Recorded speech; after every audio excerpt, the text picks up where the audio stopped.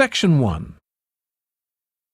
You will hear a man inquiring in a tourist centre about activities suitable for families. First, you have some time to look at questions 1 to 4.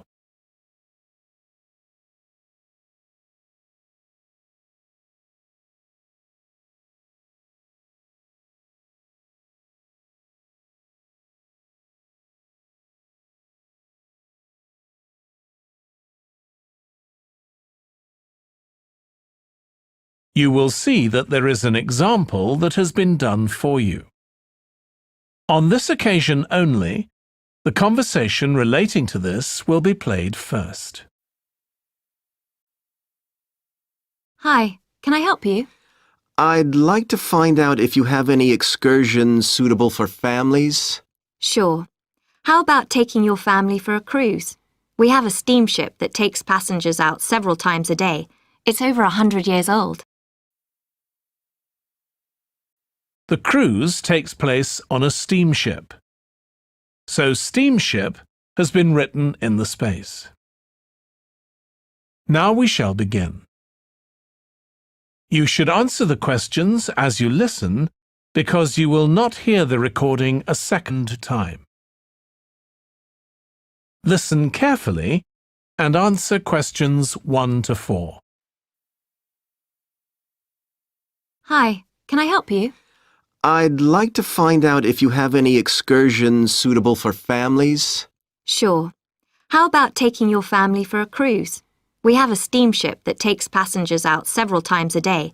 It's over 100 years old. That sounds interesting. How long is the trip? About an hour and a half. And don't forget to take pictures of the mountains. They're all around you when you're on the boat and they look fantastic. Okay. And I assume there's a cafe or something on board? Sure. How old are your children? My daughter's 15 and my son's 7. Right. Well, there are various things you can do once you've crossed the lake to make a day of it. One thing that's very popular is a visit to the country farm. You're met off the boat by the farmer and he'll take you to the holding pens where the sheep are kept. Children love feeding them. My son would love that. He really likes animals. Well, there's also a 40-minute trek round the farm on a horse if he wants. Do you think he'd manage it? He hasn't done that before. Sure. It's suitable for complete beginners. Good. And again, visitors are welcome to explore the farm on their own, as long as they take care to close gates and so on. There are some very beautiful gardens along the side of the lake which also belong to the farm. They'll be just at their best now. You could easily spend an hour or 2 there. Okay, well, that all sounds good. And can we get lunch there? You can, and it's very good, though it's not included in the basic cost. You pay when you get there. Right. Before you hear the rest of the conversation, you have some time to look at questions 5 to 10.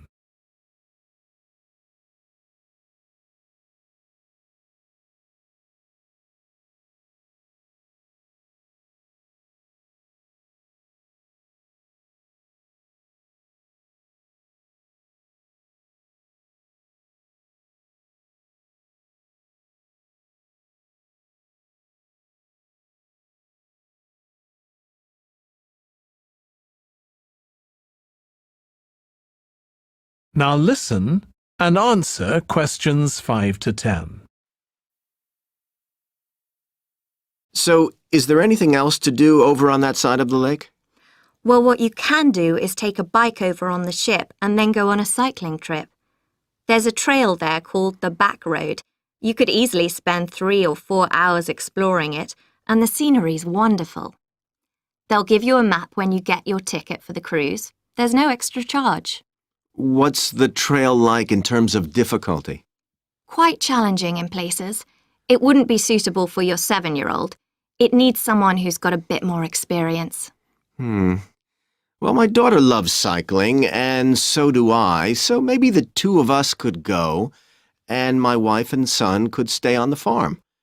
That might work out quite well. But we don't have bikes here. Is there somewhere we could rent them?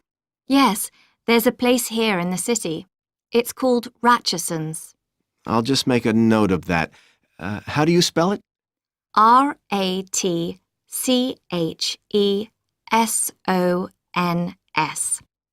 It's just by the cruise ship terminal. Okay. You'd also need to pick up a repair kit for the bike from there to take along with you, and you'd need to take along a snack and some water. It'd be best to get those in the city. Fine. That shouldn't be a problem. And I assume I can rent a helmet from the bike place. Sure, you should definitely get that. It's a great ride, but you want to be well prepared because it's very remote. You won't see any shops round there or anywhere to stay, so you need to get back in time for the last boat. Yeah. So what sort of prices are we looking at here? Let's see. That'd be 1 adult and 1 child for the cruise with farm tour. That's $117, and an adult and a child for the cruise only, so that's $214 altogether. Oh, wait a minute. How old did you say your daughter was? 15. Then I'm afraid it's $267 because she has to pay the adult fare, which is $75, instead of the child fare, which is $22. Sorry about that. That's okay. So how do we find out? That is the end of section 1. You now have half a minute to check your answers.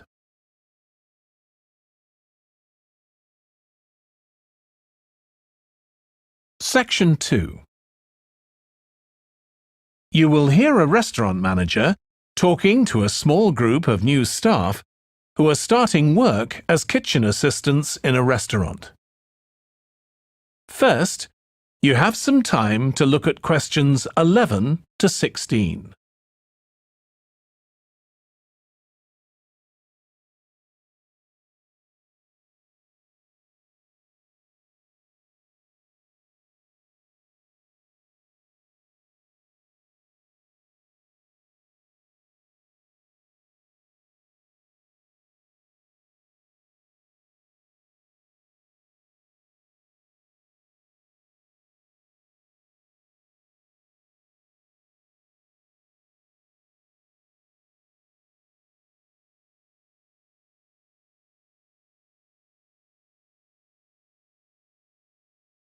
Now listen carefully and answer questions 11 to 16. Good morning, everyone. My name's Joy Parkins, and I'm the restaurant manager. And I understand that none of you have had any previous experience as kitchen assistants.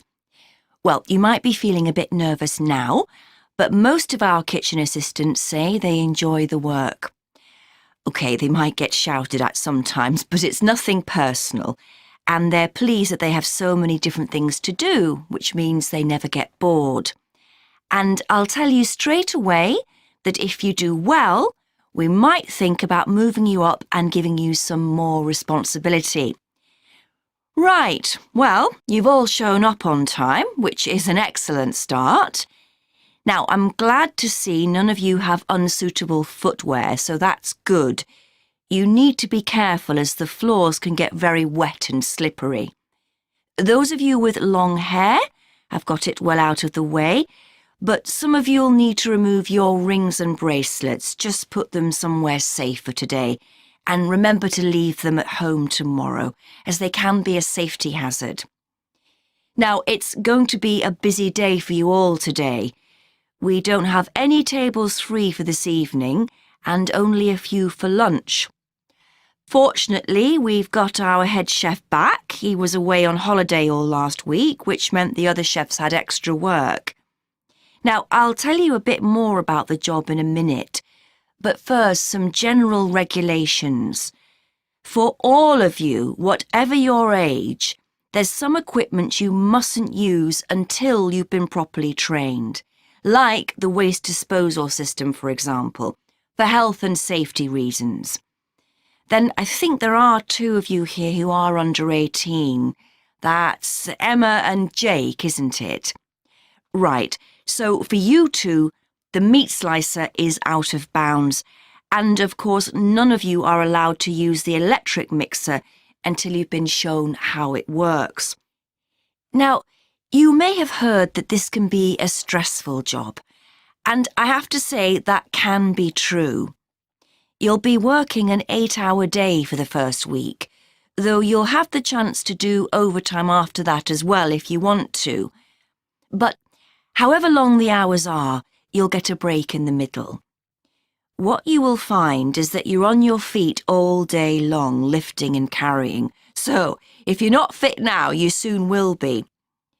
You'll find you don't have much chance to take it easy. When someone tells you to do something, you need to do it straight away. But at least we do have a very efficient air conditioning system compared with some kitchens. Before you hear the rest of the talk, you have some time to look at questions 17 to 20.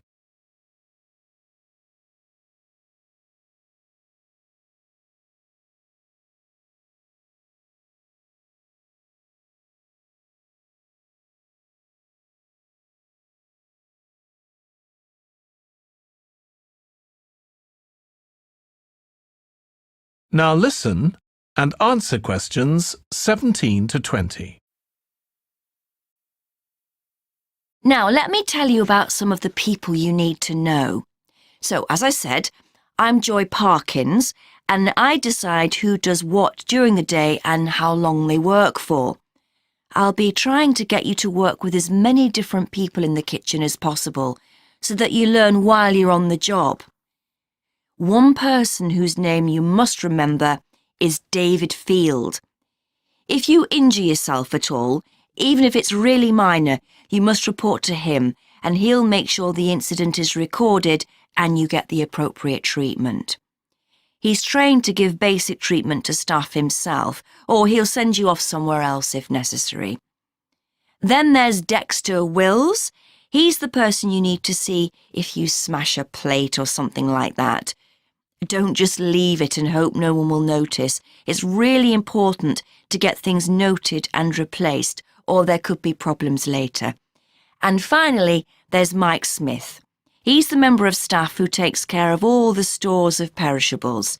So, if you notice we're getting low in flour or sugar or something, make sure you let him know so he can put in an order. OK, now the next thing we need to cover. That is the end of section 2. You now have half a minute to check your answers.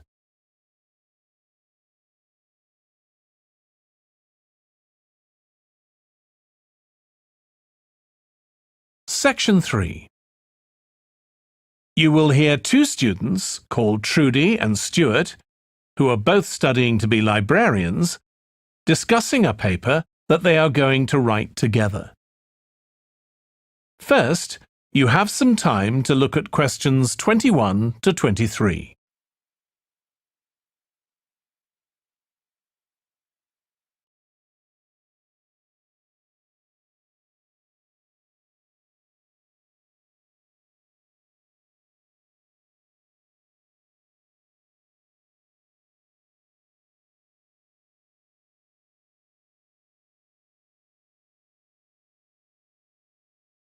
Now listen carefully and answer questions 21 to 23. OK, Stuart, we need to start planning our paper on public libraries. Have you thought of an angle yet? Well, there's so much we could look into. How libraries have changed over the centuries, for instance, or how different countries organise them. What do you think, Trudy? Maybe we should concentrate on this country and try and relate the changes in libraries to external developments, like the fact that far more people can read than a century ago, and that the local population may speak lots of different languages. We could include something about changes in the source of funding too. Yes, but remember we're only supposed to write a short paper, so it's probably best if we don't go into funding in any detail. Right. Well, shall we just brainstorm a few ideas to get started? OK. We obviously need to look at the impact of new technology, particularly the internet. Now that lots of books have been digitalised, people can access them from their own computers at home. And if everyone did that, libraries would be obsolete. Yes. But the digitalised books that are available online for free are mostly out of copyright, aren't they? And copyright in this country lasts for 70 years after the author dies. So you won't find the latest bestseller or up-to-date information. That's an important point. Anyway, I find it hard to concentrate when I'm reading a long text on a screen. I'd much rather read a physical book. And it takes longer to read on a screen. Oh, I prefer it. I suppose it's just a personal preference. I expect the libraries will go on evolving in the next few years. Some have already become centres where community activities take place, like local clubs meeting there. I think that'll become even more common. I'd like to think so. And that they'll still be serving their traditional function, but I'm not so sure. There are financial implications after all. What I'm afraid will happen is that books and magazines will all disappear and there'll just be rows and rows of computers. They won't look anything like the libraries we're used to. Well, we'll see. Before you hear the rest of the discussion, you have some time to look at questions 24 to 30.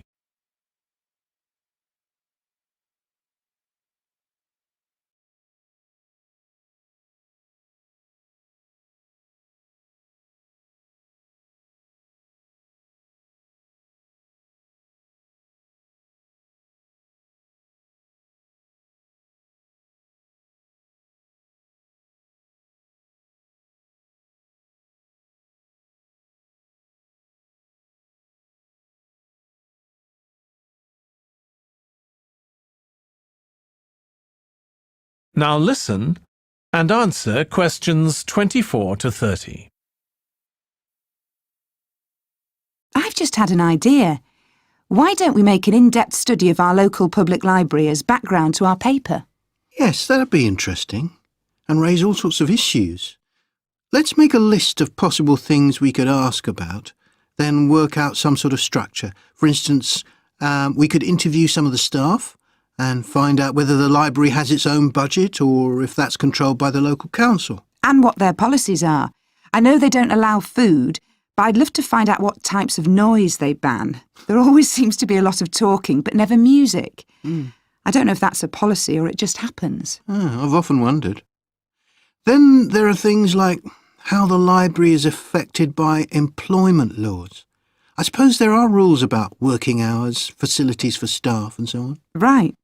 Then there are other issues relating to the design of the building and how customers use it, like what measures does the library take to ensure their safety? They'd need floor coverings that aren't slippery, and emergency exits, for instance.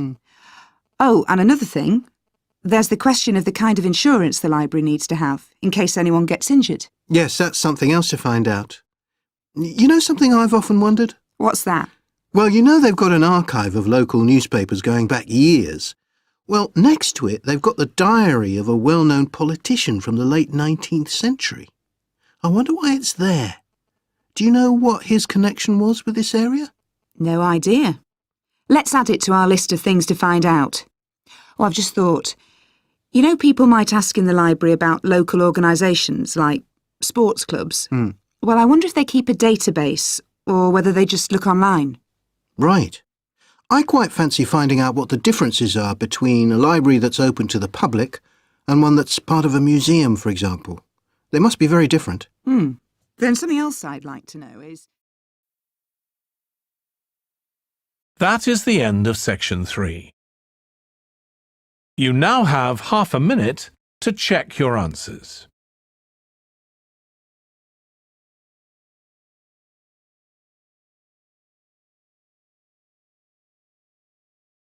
Section 4. You will hear part of a lecture for business students about business values. First, you have some time to look at questions 31 to 40.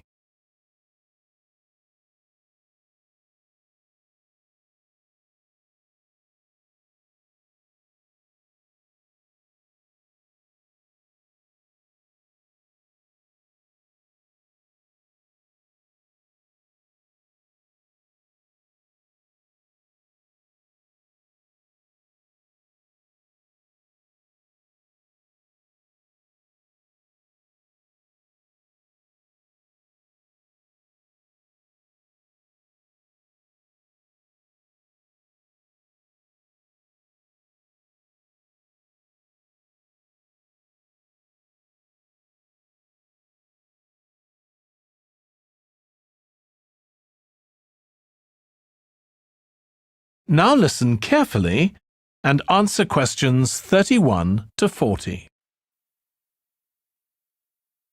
In public discussion of business, we take certain values for granted.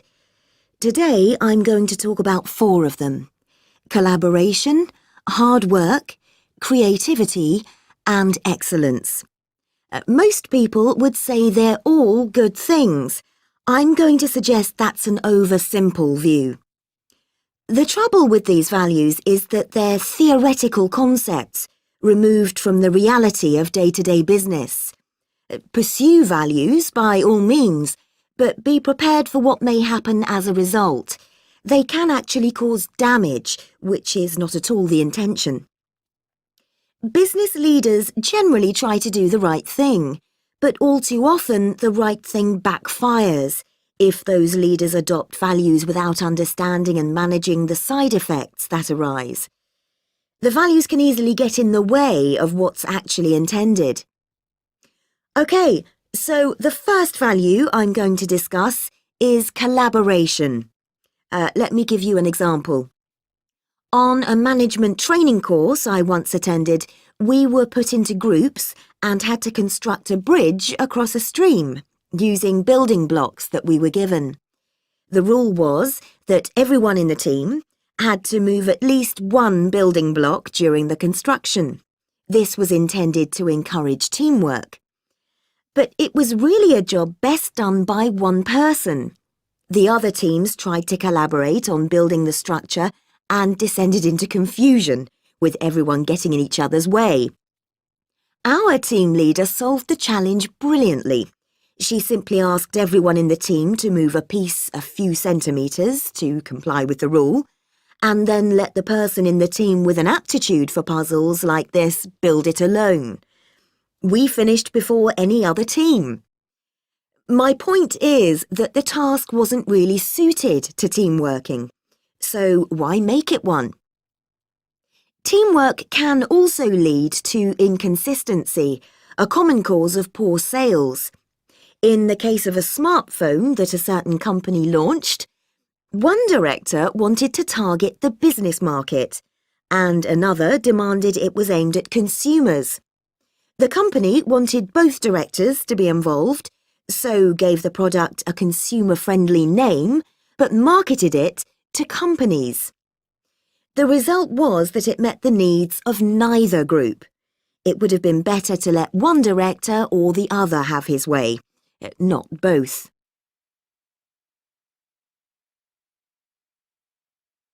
Now, industriousness, or hard work.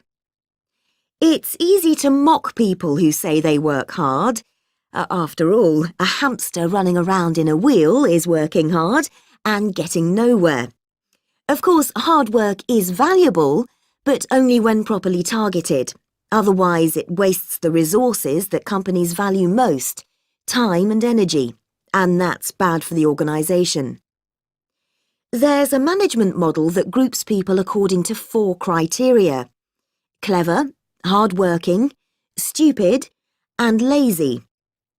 Here, lazy means having a rational determination not to carry out unnecessary tasks. It doesn't mean trying to avoid work altogether. Most people display 2 of these characteristics, and the most valuable people are those who are both clever and lazy. They possess intellectual clarity, and they don't rush into making decisions. They come up with solutions to save the time and energy spent by the stupid and hard-working group. Instead of throwing more man-hours at a problem, the clever and lazy group looks for a more effective solution. Next, we come to creativity. This often works well. Creating an attention-grabbing TV commercial, for example, might lead to increased sales. But it isn't always a good thing. Some advertising campaigns are remembered for their creativity without having any effect on sales. This happened a few years ago with the launch of a chocolate bar. Subsequent research showed that plenty of consumers remembered the adverts, but had no idea what was being advertised.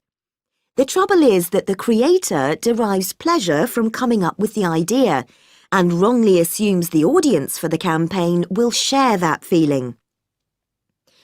A company that brings out thousands of new products may seem more creative than a company that only has a few, but it may be too creative and make smaller profits. Creativity needs to be targeted to solve a problem that the company has identified. Just coming up with more and more novel products isn't necessarily a good thing.